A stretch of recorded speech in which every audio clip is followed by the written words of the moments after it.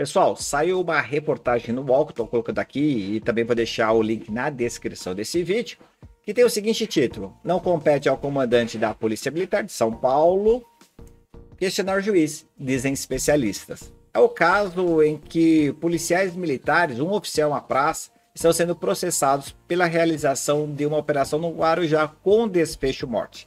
Independente do que tenha ocorrido no local, não estamos aqui tratando do evento da intervenção, da morte decorrente da intervenção policial, mas do fato que é realmente inusitado o comandante-geral se dirigir ao juiz do processo pedindo substituição de medida cautelar para os réus, que são policiais militares.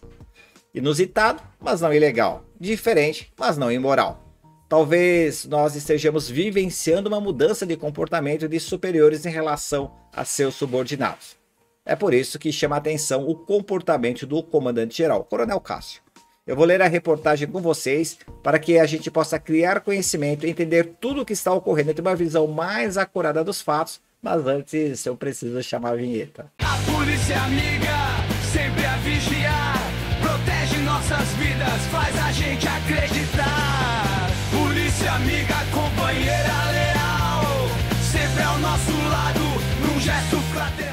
Olá, eu sou o Rodney Dantas, sou editor do canal Segurança e Defesa, um ecossistema, um local digital aqui no YouTube, onde conversamos sobre fatos, direitos, deveres e obrigações dos agentes de segurança e também trazer muitas notícias para os entusiastas do tema, sempre falando de segurança pública e defesa civil. Então, antes de começar esse vídeo, onde a gente vai destacar essa reportagem, desce aí, se inscreva no canal, ativa o sininho, compartilha, faz tudo de bom para a gente ter mais relevância aqui no YouTube. Tenho certeza que ao comentar esse vídeo, no final, milhares de pessoas lerão o que você vai colocar, inclusive autoridades.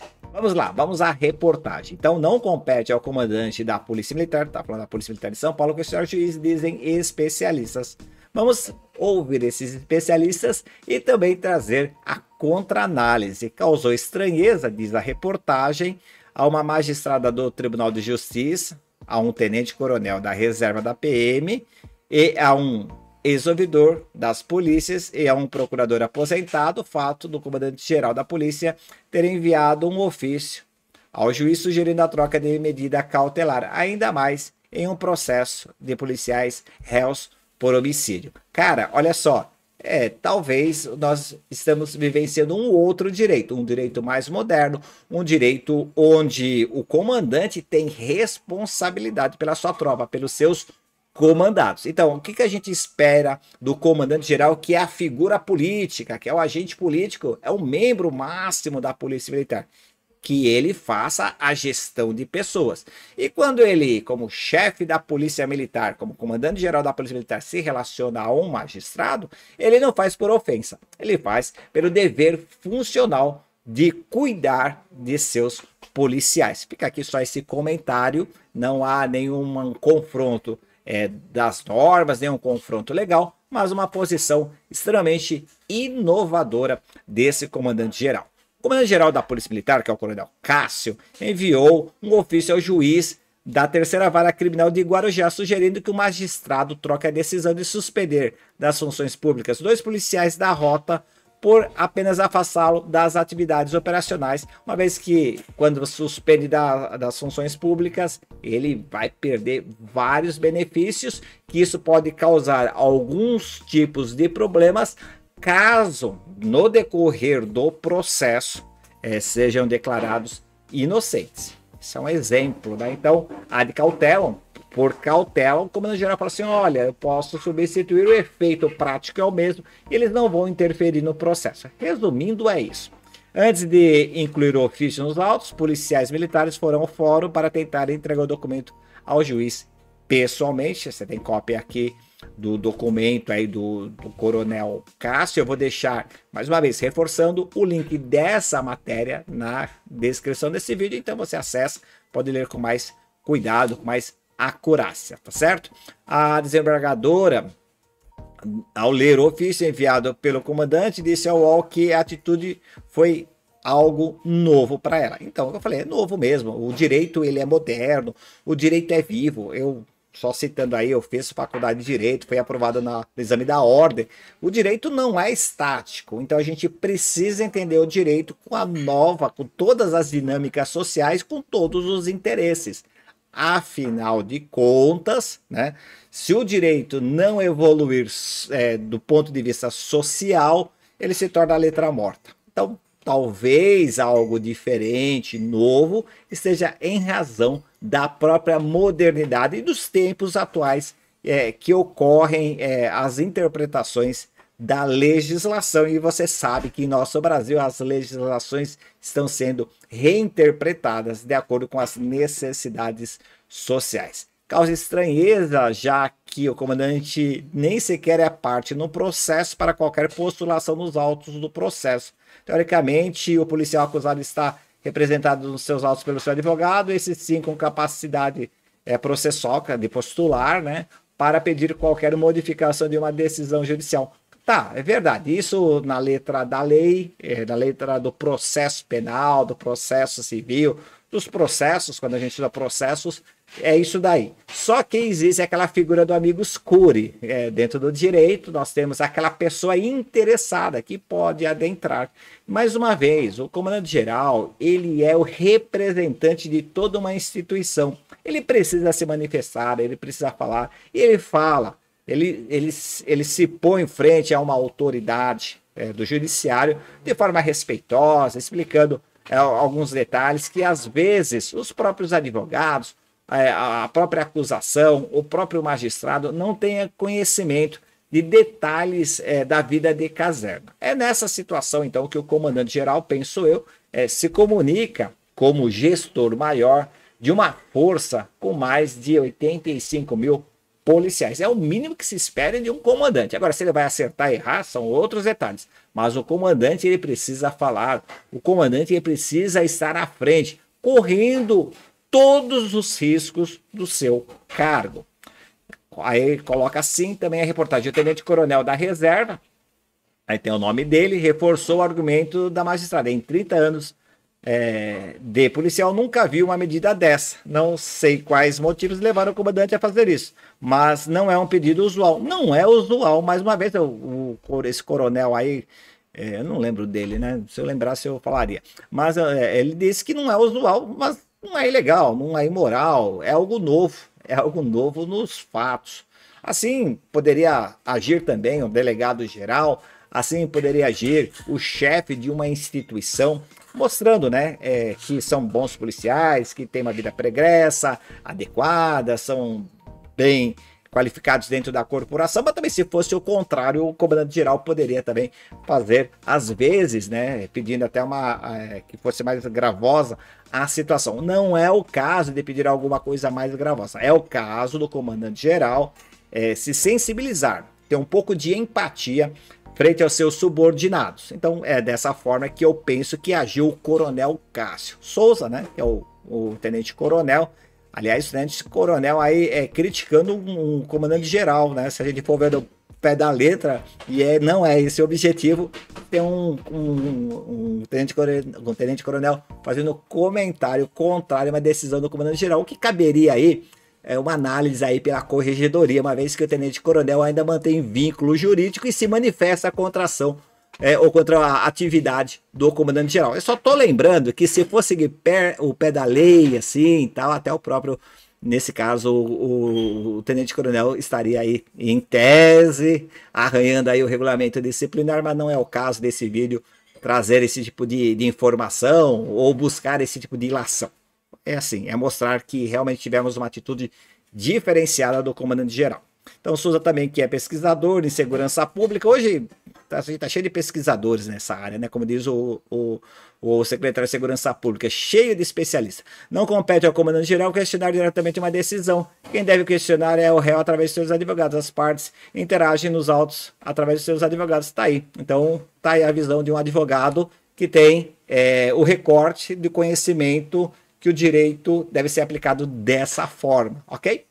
Lembrando também, eu já falei, né? Sou formado em Direito, tenho aprovação na OAB, aquela coisa toda, então eu falo em cima do pouco do direito social, do direito com a necessidade da interpretação de uma sociedade que clama hoje por mais justiça, que clama hoje por mais segurança pública. Então, a visão que eu apresento aqui, evidentemente, é uma visão social do direito, da interpretação social do direito. Após também ler o ofício, o advogado Tardelli, ele é advogado agora, né? Procurador da Justiça aposentado, mas advogado, legal. Afirmou que, pelo que está escrito, o comandante-geral não cumpriu a ordem judicial. Eu não sei se ele cumpriu a ordem ou não, até porque ele determina que quem vai cumprir é o coronel lá da DP, que vai fazer as suspensões e o comandante-geral deve homologar. Mas a gente está fazendo uma relação que ele não cumpriu em razão do ofício. O ofício é uma coisa, o cumprimento de ordem é outra. Veja bem, são esferas diferentes. Então, eu fazer uma relação em razão de ter lido um ofício encaminhado para o presidente, perdão, para o juiz do processo, talvez aí exercitar um pouco o nosso pensamento. Se tivesse cumprido a ordem, todos os efeitos que ele diz que são indesejáveis já teriam ocorrido. Tá, só que existem alguns detalhes, né? Algumas ordens, o cumprimento imediato, talvez elas não sejam perfeitas. Então existe um certo tempo de publicação, eu preciso elaborar os ofícios, a documentação, publicar em diário oficial, tem vários aspectos. Talvez não esteja bem esclarecida uma ordem, eu preciso entender melhor. Vire as ordens de busca e apreensão, elas nunca são imediatas. As outras ordens judiciais às vezes precisam de esclarecimentos. Não estou falando que essa precise, só estou falando que nem todas as ordens são de imediato cumprimento. Às vezes alguns pontos precisam ser esclarecidos para que a ordem seja corretamente aplicada e executada. Esse ofício é criminoso, é uma desobediência para atender um sentimento pessoal corporativista. Isso tem nome, prevaricação. Ele não tem que defender, ele tem que cumprir a ordem. Isso não existe. Eu vou me desviar desse comentário. Se o comandante-geral de uma instituição policial militar, não defender seus subordinados, os subordinados estarão sem a proteção do seu líder maior. Todos os riscos dessa decisão, desse comportamento é do comandante-geral. E ele tem que assumir esses riscos em razão do seu cargo. Agora, falar que é um sentimento pessoal corporativista, a Polícia Militar é uma corporação. E o que é corporação? É a junção, união de pessoas. Realmente, a Polícia Militar é uma corporação.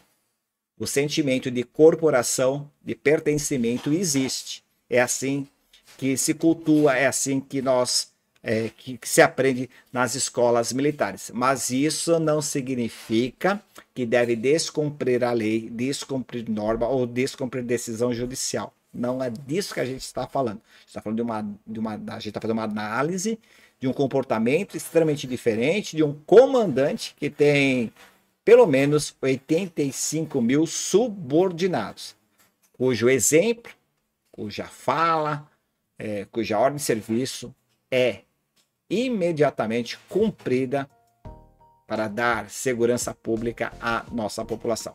O que vai esperar do soldado que está na rua no enfrentamento da criminalidade com relação à população? Quem tem que dar exemplo não dá. Não sei se... Também não vou falar nada sobre isso. Acho que o exemplo está sendo dado. E a gente tem que ter outras vieses. Lembrando que eu estou falando com o advogado, né? O advogado que colocou essa publicação, tornou pública. E uma vez que ele torna pública, ele precisa também ouvir os outros pontos. Então eu falo como operador do direito para o advogado. Então não sei se a gente fizer uma pesquisa com a população local. Eu estive no litoral de São Paulo ano passado, 2 vezes durante a operação, conversei com as pessoas lá no local. Eu tenho um canal aqui no YouTube, eu faço as pesquisas recorrentes e as respostas são sempre positivas nas operações policiais. Polícia Militar, Polícia Civil, próprio pessoal da Guarda, lá da Praia Grande, Guarujá, pessoal de Santos. Então eles têm falado muito bem dessas operações. Então, nós temos aí um sentimento e nós temos a lei. E se a lei não está junto com a sociedade, então essa lei ela não tem sentido, né? Ela não tem o espírito. É isso que eu ia falar. A lei não tem o espírito, porque a lei tem que ter o espírito. A gente busca sempre o espírito da lei. O espírito dessa lei encontra o seu corpo na sociedade. Para José Benedito Mariano, ex-ouvidor da Polícia Militar, o ofício é um absurdo, estimula a impunidade. Tá bom. É uma referência da gestão do atual secretário de Segurança Pública. Não é uma boa iniciativa, direta ou indiretamente, estimula a violência. Não sei se estimula a violência, não. Acredito que não. Ninguém entra na Polícia Militar ou está na Polícia Militar para matar ninguém, nem não está lá para confrontar. Evidentemente que o confronto não é desejado, mas o confronto é esperado. Mas quando você fala de tropa de choque, você fala do policiamento de rota. A rota ela não faz o policiamento comunitário, isso compete ao policiamento de área. Ela não faz o policiamento de proximidade, mais uma vez, policiamento de área, policiamento local faz esses tipos de policiamento. O policiamento de rota, ele é posicionado após análise de mancha criminal, após análise dos índices criminais, após todo aquele trabalho de elaboração de operações do P3, acho que o pessoal sabe o que eu estou falando, que é o P3, e aí você tem o policial de rota nesses locais aí para interagir de forma um pouquinho mais forte. Questionado sobre o ofício, o comandante-geral, a secretária de Segurança Pública, afirmou que o documento visa exclusivamente esclarecer questões de ordem administrativa de forma a dar fim ao cumprimento da ordem judicial. É que eu falei. Quando você tem mandados de busca e apreensão, quando você tem ordem judiciais, que alguns pontos não são tão claros, aí o executor ele precisa esclarecer quais são os pontos exatos do cumprimento da ordem. E eu estou entendendo que é isso que o comandante-geral fez. Não li, até mesmo pela reportagem, qualquer enfrentamento do comandante-geral frente ao Poder Judiciário. Afinal de contas, se isso ocorresse, aí sim, você teria o abuso de autoridade, descumprimento de ordem, cometimento de crime pelo comandante-geral. E lembrando que o comandante-geral tem o seu grupo de assessores, né? Chamado de Estado-Maior. Tem o primeira EM, segunda EM, terceira EM, quarta EM, quinta EM, todo mundo das EMs aí. Todo aí o pessoal que fica...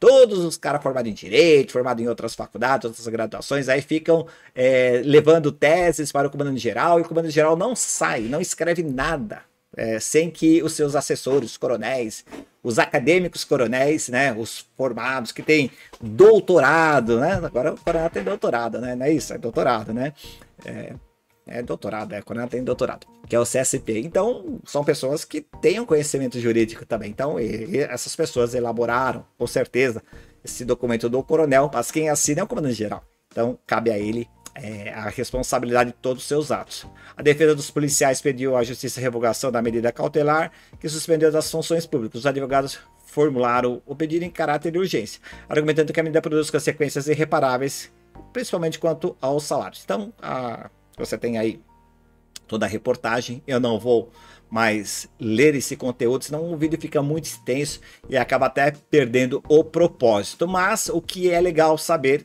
existe sim um comportamento diferente do comandante-geral da Polícia Militar.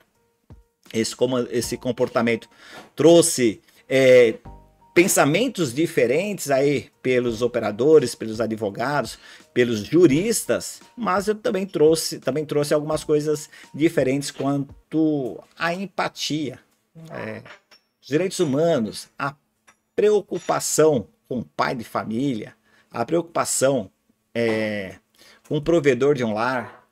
Muitas vezes nós estamos falando de pais de família, eu não conheço esses policiais, mas que precisam sustentar a esposa, os filhos, o lar, seus pais, né? Então, uma medida dessa, às vezes, não leva em consideração alguns detalhes que eu estou citando aqui. Bem, gente, é um vídeo bem diferente, mas que eu acho que vale a pena a gente entender sobre o comportamento do comandante-geral. Deixa eu te dar um recado. Se você gosta da pauta do nosso canal e quer entrar em nosso grupo exclusivo do Telegram, onde tem bastante agentes de segurança e entusiastas do tema, onde a gente conversa sobre tudo, hein? A gente fala de segurança pública, a gente fala de defesa civil, a gente fala de QSJ, escala de serviço, várias coisas legais. Aqui na descrição desse vídeo, aqui embaixo, tem o link. Clica lá, faça parte do nosso grupo exclusivo do Telegram. E lá também eu coloco alguns vídeos também exclusivos para você. Agora é contigo. O que você achou dessa reportagem do UOL? Você concorda com as ações e atitudes do comandante-geral? Você acredita que ele extrapolou algum meio, alguma norma legal, alguma medida ou alguma legislação? Ou ele cumpriu a função de comandante-geral, se expondo e pedindo esclarecimentos e trocas de medidas para o Poder Judiciário? Coloca nos comentários a sua opinião, porque centenas, milhares de pessoas vão ler o que você escreveu e com certeza autoridades também. AS pela audiência, permaneça em QAP e QRV. Até o próximo vídeo, valeu! A polícia amiga, sempre a vigiar, protege nossas vidas, faz a gente acreditar. Polícia amiga, companheira leal, sempre ao nosso lado, num gesto fraternal.